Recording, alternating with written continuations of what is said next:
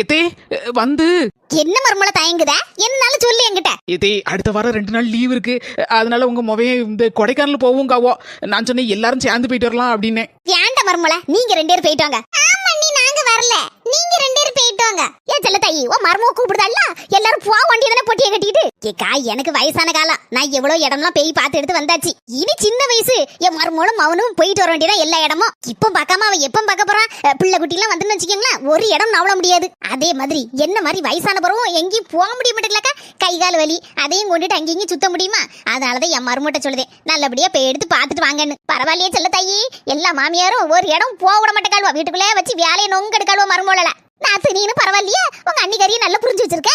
இப்படி ஒவ்வொரு வீட்லயும் மாமியா மருமோ அண்ணி நாத்தான் புரிஞ்சு வச்சுக்கிட்டா அடிக்கடி தகராறு வராத.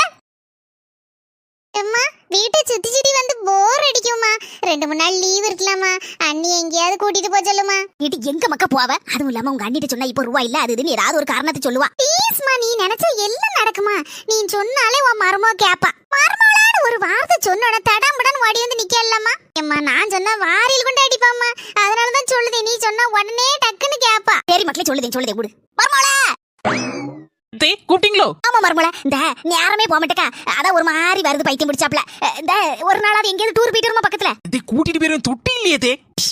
எம்மா என்னடி எம்மா, அண்ணி கையில இருக்க பர்ஸ் மெதுவா வாங்கி வாங்கையில 3000 துட்டு வச்சிருக்கேலம்மா, அத அன்னிக்கு தெரியாம உள்ள வச்சு அண்ணி கையில கொடு, அத வச்சாது அண்ணி நம்மள டூர் கூட்டி போவா. மறக்காதம்மா, சொன்னா கேளுமா, நம்ம தான டூர் போறோம். இந்த பர்ஸ் வேணா பாருங்க, துட்டு ஒண்ணு இல்ல. வச்சு விடு. இந்த மர்மல பர்ஸ் திறந்து பாரு. ஆமா, குழுவுக்குன்னு ஒரு 3000 ரூபாய் வச்சிருந்தேன். சரி குழுவுக்கு கொண்டு கட்டிட்டு வரேன்.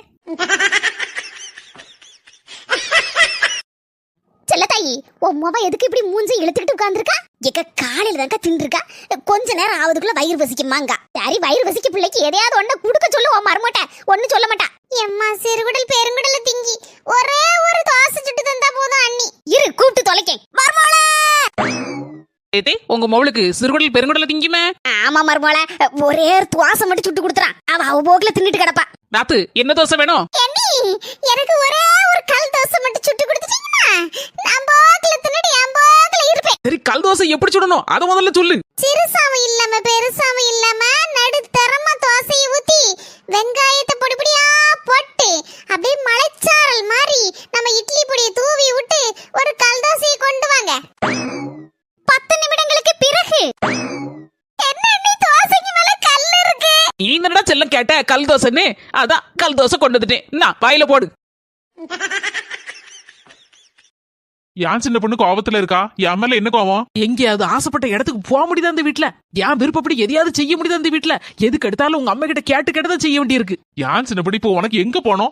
என் ஃப்ரெண்டு வீட்டுல நாளைக்கு பர்த்டே பார்ட்டி, அங்க போகணும்னு சொல்லுதே. உங்க அம்மா கூட மட்டுக்கு சாயந்தரம் 6 மணிக்கு மேல போக கூடாது, அதெல்லாம் இன்னொரு நாள் போய்கிடலாங்க. நாளைக்கு போகாம இன்னொரு நாள் போனா எப்படி? உன் ஃப்ரெண்டு வீடு திருநெல்வேலியில இருக்கு, போயிட்டு வரணும்னா முன்ன பின்ன லேட் ஆயிரும்ல, அதுக்கு தான் சொல்லியிருப்பாங்களா இருக்கும். எனக்கு இந்த கூட்டு குடும்பமே பிடிக்கல, பேசாம தண்ணி கொடுத்துறோம் போயிருவோம். ஹலோ எம்மா, மக்களே உன் கல்யாணத்துக்கு வாங்கின கடனை திருப்பி கேட்காரு ஒரு ஆளு. உடனே அர்ஜென்டா வேணுமா, 1 லட்ச ரூபா தேவைப்படுது. மாப்பிள்ளைட்ட ஏதாவது இருக்குமா அம்மா? உடனே ஒரு 2-3 மாசத்துல ஏற்பாடு பண்ணி திருப்பி கொடுத்துடலாம். இங்க ஒரு 1 லட்ச ரூபாய் ஒரு ஆளுகிட்ட கடன் வாங்கியிருந்தோம், அவர் இப்ப அர்ஜென்டா கேட்காரான். உங்ககிட்ட ஏதாவது பணம் இருக்குமா? எங்க அம்மா கேட்காங்க. ஐயே என்கிட்ட இல்லையே சின்ன பொண்ணு. மர்மோள தயா சின்ன தோற உன் மாமியார்கிட்ட கொண்டு கூடா, பாவம் அவங்க கடனை திருப்பி கொடுக்கட்டும், என்னைக்குனாலும் எனக்கு தந்தா போதும். என்ன மன்னிச்சிருக்கத்தே, உங்க நல்ல குணத்தை நான் புரிஞ்சுக்காம இருந்துட்டேனே. அப்படியம்மா? சரிம்மா, நான் பாரேன். எங்க அம்மாவுக்கு கொஞ்சம் காய்ச்சலா இருக்கான், கொஞ்சம் ஹாஸ்பிட்டல் வர கூட்டு போனோம், நம்ம 2 பேரும் போய் கூட்டு போயிட்டு வருமா? சரிம்மா, போயிட்டு நீ ஒன்னா ஒரு 2 நாள் அங்க தங்கிரி. சரிங்க வாங்க போவோம். எங்க அம்மாவுக்கு கொஞ்சம் உடம்பு சரியில்லை, ஹாஸ்பிட்டல் கூட்டு போயிட்டு ஒரு 2 நாள் இருந்துட்டு வரட்டுமா? சரி மர்மோளா, போயிட்டு அப்பா. என்னல முழிச்சிட்டு இருக்க? 2 நாள் அங்கே இருக்க போறியோ? இல்லம்மா, அவ மட்டும் தான் 2 நாள் அங்க இருப்பா, நான் இன்னைக்கு சாயந்தரமே கிளம்பி வந்துருவேன். போயிட்டு வரமா? ஆமியார் போன் போட்டோன்னு துள்ளி குதிச்சுதான் ஓடுதான்.